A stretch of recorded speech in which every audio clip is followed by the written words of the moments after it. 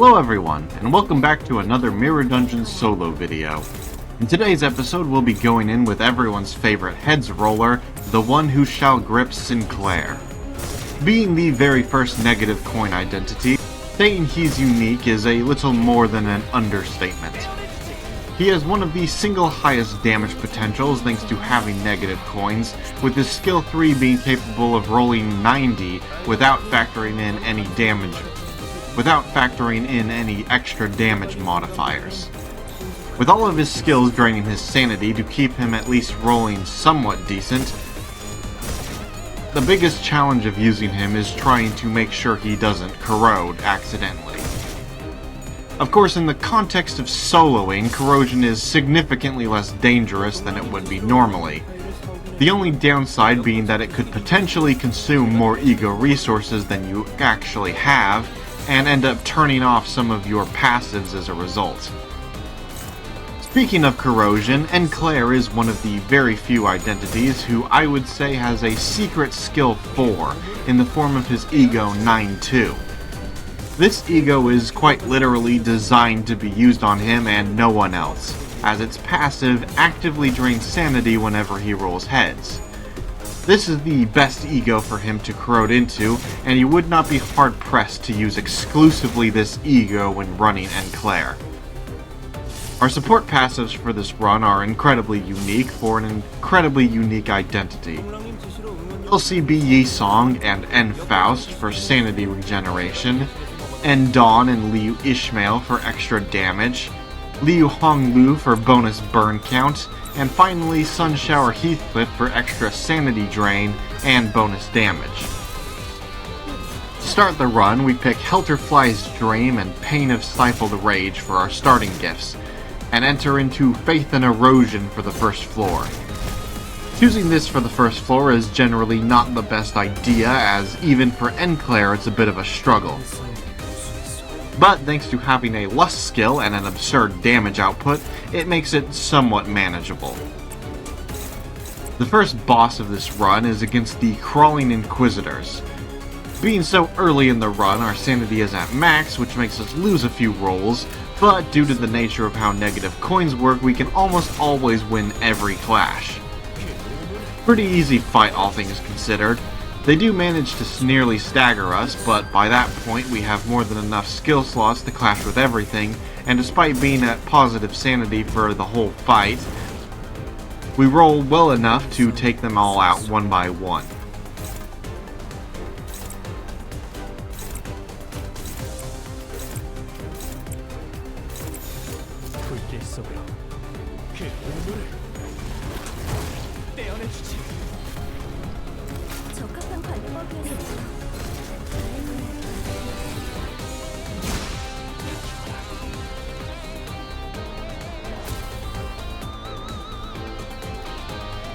We take Noggle and Hammer scriptures for our reward, and receive the Blood Red Mane as a bonus.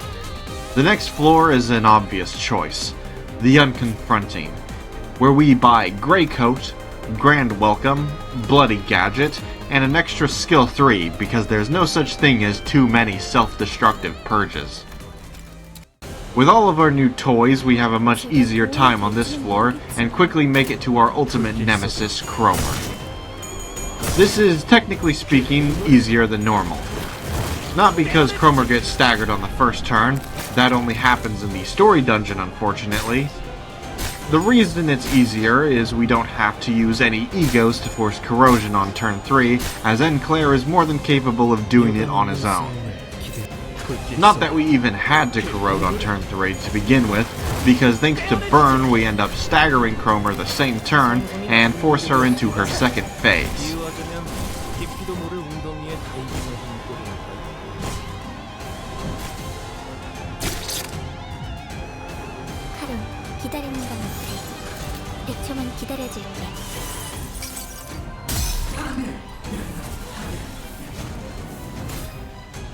방금의 일격은 매우 좋았습니다.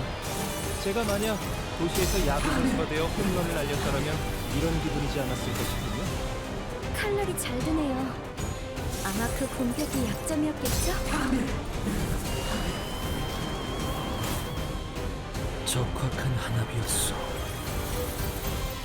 Getting into our second phase this early certainly caught me off guard, as normally it takes around 5 to 6 turns to do so.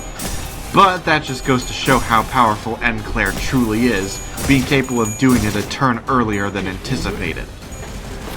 This entire fight is honestly a complete pushover when you look at it. Who would have thought that Nclair would be the perfect identity to counter Cromer? Instead of getting staggered by the gripping, he instead staggers Cromer, and then proceeds to completely obliterate her second phase in literally 1.5 turns.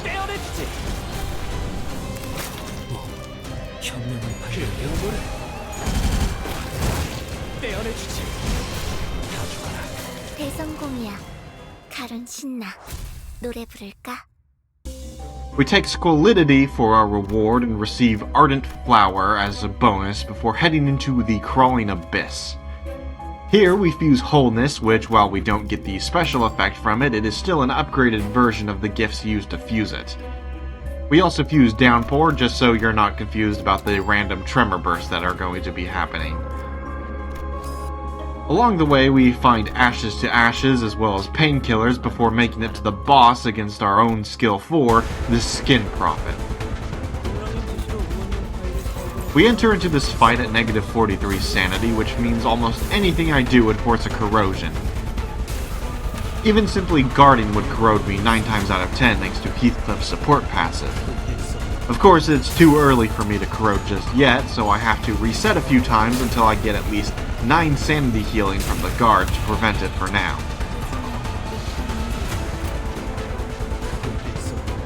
Once we get to the third turn though, I do force corrosion now. Reason being, I was trying to ensure I attack every one of the candles this turn to play into the Skin Prophet's gimmick, and this was the best way to go about it.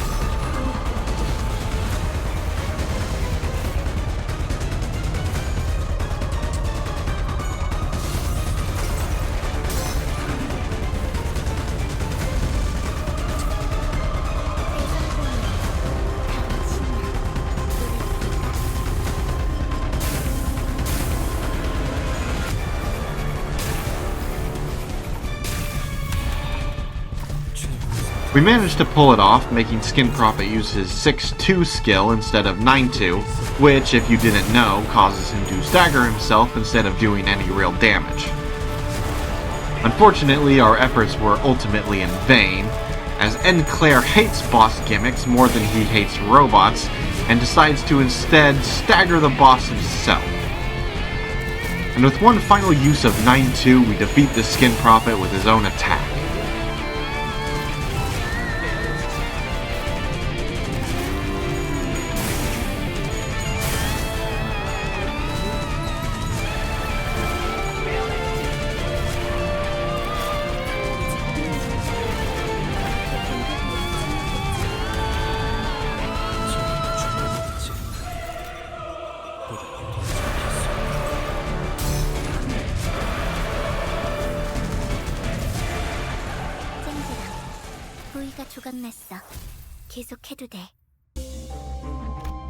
We take Burning Intellect as our reward and receive Pinpoint Logic Circuit as a bonus before heading into Devoured Gluttony for the next floor.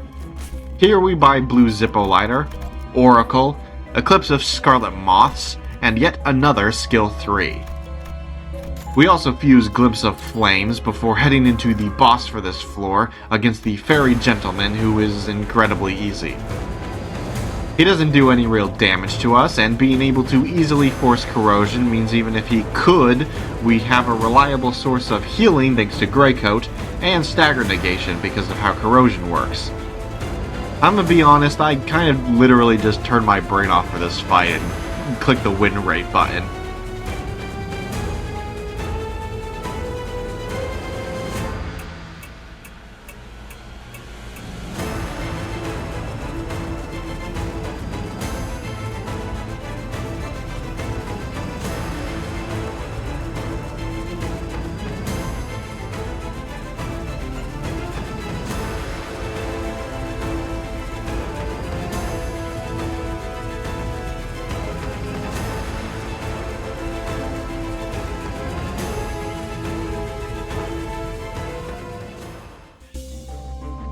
We take Dust to Dust for our reward and receive Charred Disc as a bonus before heading into Tyrannical Pride. Here we buy Phlebotomy Pack, Temporal Brittle, laugh at the idea of the game giving me faith, and pick up our third bonus skill 3. Like I said earlier, you can never have too many self-destructive purges after all.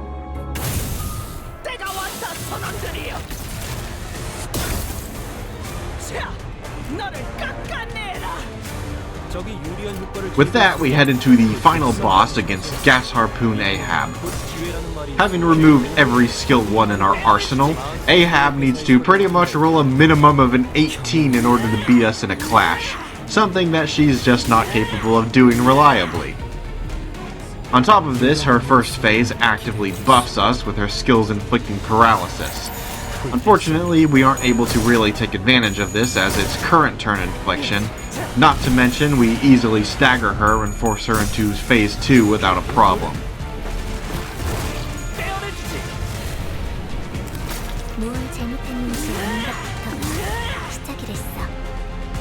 동랑님 지시로 응원용 파일을 사오긴 했지만 역광선 드시기 힘드시기에 제가 대신해서 먹어드리겠습니다. 방금의 일격은 매우 좋았습니다. 불길색.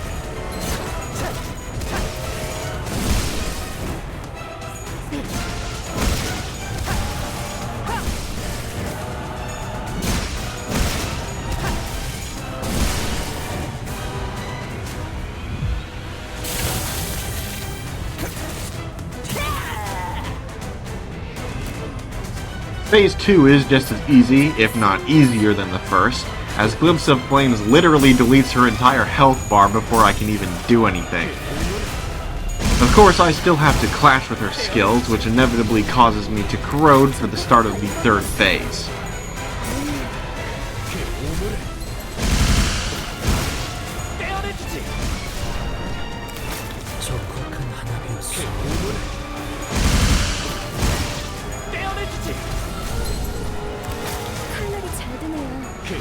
아마 그 공격이 약점이었겠죠? 떼어내주지! 승객이 따끔한 방법이 있어. 떼어내주지!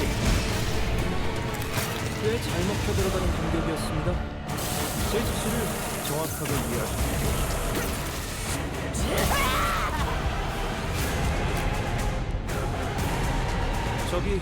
This is the only phase that actually matters, and it's because it's the only one capable of stopping Nclair. Thanks to her shield, we're unable to stagger her the first turn, as well as negating our healing from Grey Coast. This, combined with her counter, has the possibility to stagger us and kill us before we can do the same to her. Fortunately, the shield doesn't prevent the healing from Phlebotomy Pack, allowing us to tank one final counter before staggering and finishing off Ahab.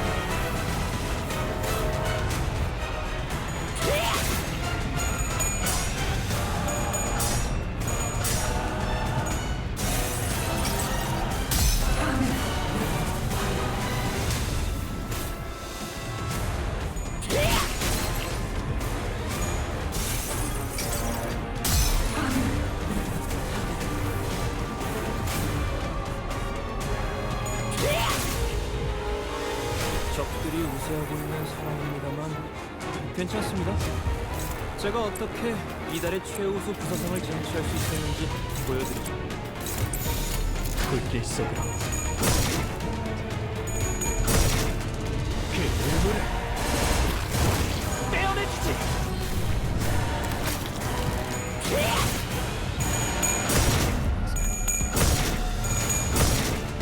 그 눈물을 떼어내주지!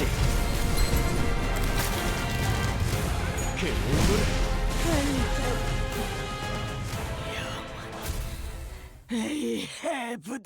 당연한 결과죠.